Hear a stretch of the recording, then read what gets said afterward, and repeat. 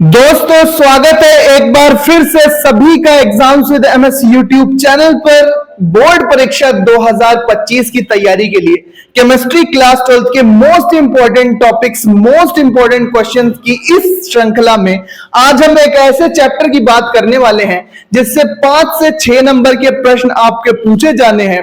और ये बच्चों जो चैप्टर है इसमें बहुत ही कम ऐसे टॉपिक हैं जो आते हैं और ये प्रश्न हर साल लगभग रिपीट होते हैं। इसलिए वीडियो को एंड तक देखना, वीडियो को शेयर कर देना अपने दोस्त के साथ और इन टॉपिक्स को भैया आप तैयार कर लेना। भाई साहब आपका ये चैप्टर बहुत ही आसानी के साथ तैयार हो जाएगा। तो चैप्टर का नाम आपने सुना होगा इलेक्ट्रोकेमिस्ट्री, जिसको हम वैद्युत रसायन भी कहते हैं।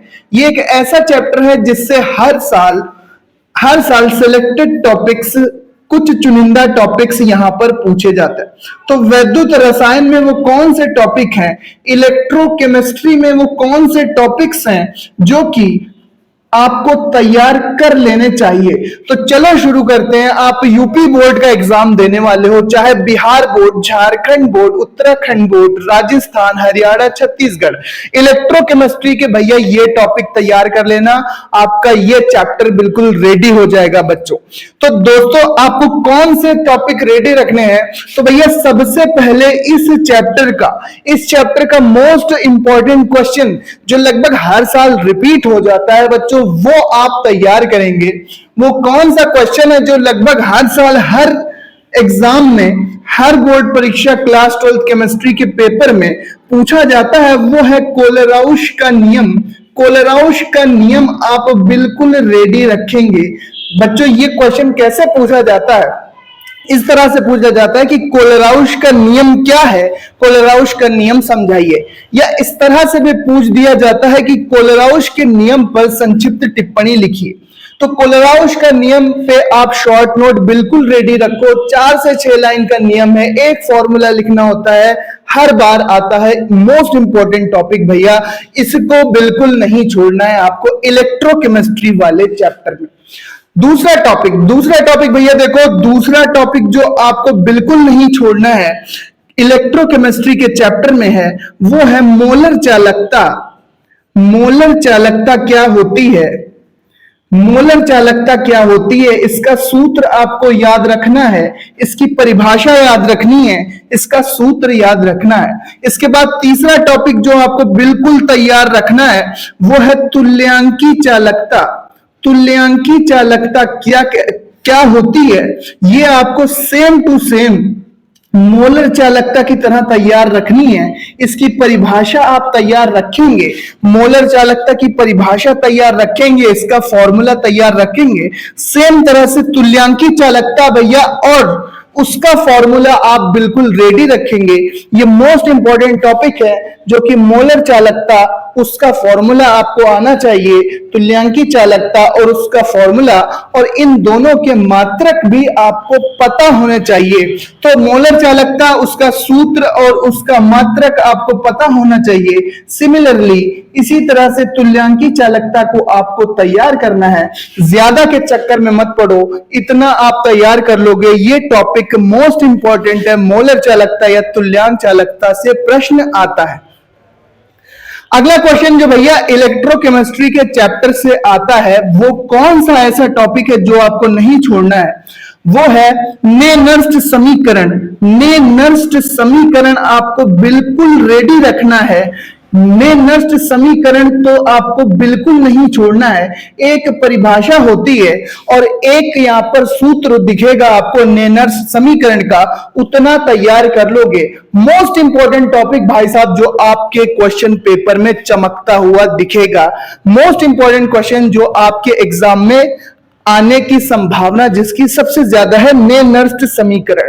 और फिफ्थ टॉपिक जो इस चैप्टर से, जो इलेक्ट्रोकेमिस्ट्री चैप्टर से आता है, वो आपको खुद पता है, वो है इलेक्ट्रोड विभव क्या होता है। इलेक्ट्रोड विभव किसे कहते हैं और मानक इलेक्ट्रोड विभव किसे कहते हैं?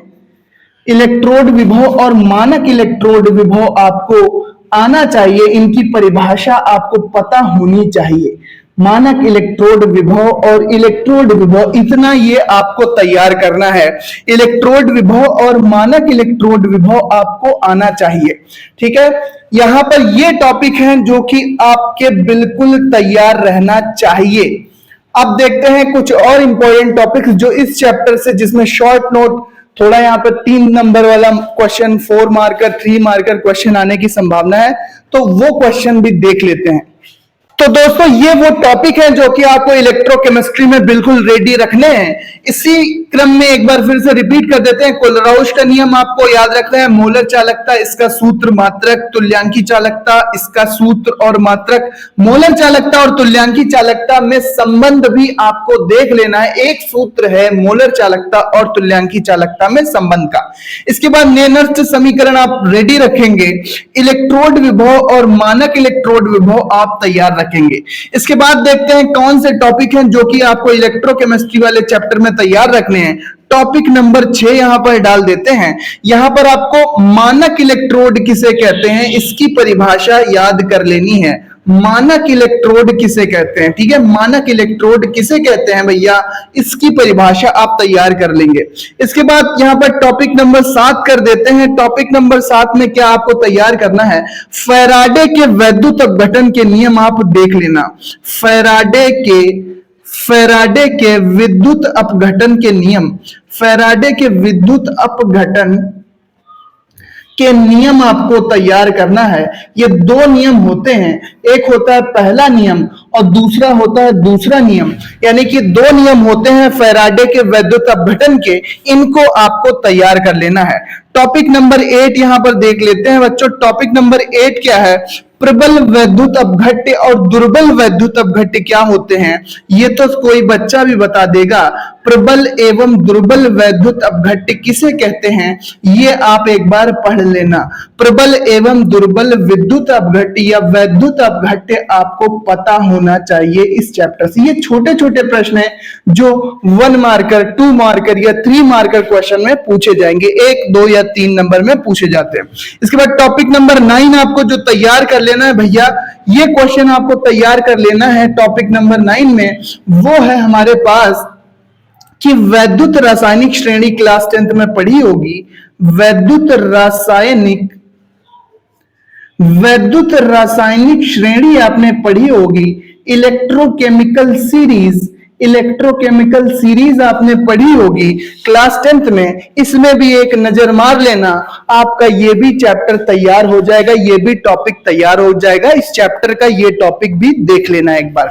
इसके बाद यहां पर ये सारे वो टॉपिक हैं जो कि आपको तैयार रखने हैं। एक जो मैंने आपको बताया था जो यहां पर मिस हो रहा है, वो है मोलर चालकता और तुल्यांकी चालकता में संबंध देख लेना कि मोलर चालकता एवं तुल्यांकी चालकता में संबंध क्या होता है, में रिलेशन क्या होता है, ये आपको देख लेना है कि मोलर चालकता और तुल्यांकी चालकता में क्या संबंध होता है। इसके साथ साथ वैद्युत अपघट्य के लिए हम किन्हीं भी पदार्थों की मोलर चालकता, किसी वैद्युत अपघट्य के विलयन में ही हम किसी पदार्थ की मोलर चालकता और तुल्यांकी चालकता निकालते हैं। उस पदार्थ के विलयन में, उस पदार्थ के विलयन की हम मोलर चालकता और तुल्यांकी चालकता निकालते हैं, ठीक है, चालकता निकालते हैं। यहां पर आपको देखना होगा कि सांद्रता परिवर्तन, यानी कि किसी विलयन में अगर किसी वैद्युत अपघट्य का हम कॉन्सेंट्रेशन चेंज करें तो वहां पर किस प्रकार से मोलर चालकता और तुल्यांकी चालकता बदलती है। एक शॉर्ट नोट यहां पर आपको समझ लेना है, दिया हुआ है हर एक क्वेश्चन बैंक में। तो ये वो 10 टॉपिक्स हैं जिनकी हेल्प से आप अपने इस चैप्टर को बिल्कुल तैयार कर सकते हो। यही क्वेश्चन यहां से रिपीट होते हैं, इसके बाहर नहीं जाता। 95% इसके बाहर क्वेश्चन नहीं जाते। इन टॉपिक्स को देखो, शॉर्ट नोट्स बना लो और अच्छे से रिवीजन करना स्टार्ट कर दो। समय कम है, काम ज्यादा है, सारे इंपॉर्टेंट टॉपिक्स कवर करने वाले हैं, इसलिए चैनल को सब्सक्राइब जरूर कर लो। हर एक चैप्टर की important question, important notes, PDF भी हम अपने टेलीग्राम चैनल पर आपको उपलब्ध करा देंगे, इसलिए चैनल को सब्सक्राइब करके बेल आइकन जरूर प्रेस कर देना। मिलते हैं अपने नेक्स्ट वीडियो में। भैया इन सभी टॉपिक्स को एक बार जरूर तैयार कर लेना। इलेक्ट्रोकेमिस्ट्री वाला जो चैप्टर है ये 5 से 6 नंबर या 7 नंबर का है। ध्यान से एक बार देख लेना कि कितने नंबर का है, कमेंट में बता देना ये चैप्टर कितने नंबर का है। इसके अलावा अपने प्यारे गांव या शहर का नाम कमेंट में जरूर लिखना। मिलते हैं अपने नेक्स्ट वीडियो में बच्चों, धन्यवाद। Good luck for your exams.